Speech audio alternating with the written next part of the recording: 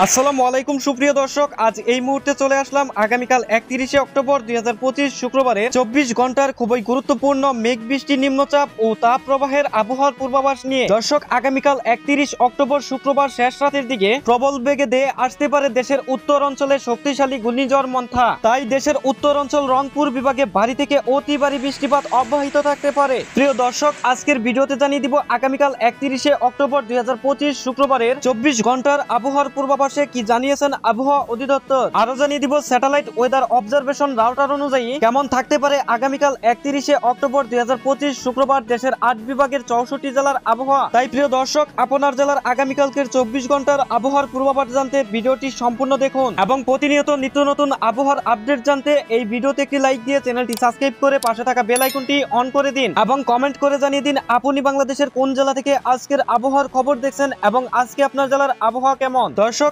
এবার জানিয়ে দিচ্ছি এক নজরে। দর্শক, এই মুহূর্তে আগামীকাল 31শে অক্টোবর 2025 শুক্রবারের আবহাওয়ার পূর্বাভাসে আবহাওয়াবিদ জানিয়েছেন আগামীকাল শুক্রবার সকাল 9টা থেকে 24 ঘন্টার মধ্যে বৃষ্টিপাতের সম্ভাবনা রয়েছে রংপুর এবং ময়মনসিংহ বিভাগের অধিকাংশ জায়গায়, রাজশাহী, ঢাকা ও সিলেট বিভাগের কিছু কিছু জায়গায় এবং খুলনা, বরিশাল ও চট্টগ্রাম বিভাগের 2-1 জায়গায় হালকা থেকে মাঝারি ধরনের বৃষ্টি অথবা বজ্র সহ বৃষ্টি হতে পারে এবং সেই সাথে রংপুর ও ময়মনসিংহ বিভাগের কোথাও কোথাও মাঝারি ধরনের ভারী থেকে ভারী বর্ষণ হতে পারে এবং শুক্রবার সারা দেশে দিন ও রাতের তাপমাত্রা প্রায় অপরিবর্তিত থাকতে পারে। প্রিয় দর্শক, এবার সরাসরি চলে আসলাম স্যাটেলাইট ওয়েদার অবজারভেশন রাউটারে এবং রাউটার অনুযায়ী এই মুহূর্তে দেখতে পাচ্ছি আগামীকাল শুক্রবার সকালের দিকে রাজশাহী, ঢাকা, খুলনা, বরিশাল এবং চট্টগ্রাম বিভাগের আকাশ পরিষ্কার থাকার সম্ভাবনা রয়েছে এবং রংপুর, ময়মনসিংহ ও সিলেট বিভাগের অধিকাংশ জায়গায় শুক্রবার সকালের দিকে বিক্ষিপ্ত আকারে বজ্র সহ বৃষ্টিপাতের সম্ভাবনা রয়েছে এবং প্রিয় দর্শক, আগামীকাল 31 অক্টোবর শুক্রবার সকাল 10টার দিকে আসার পর দেখতে পাচ্ছি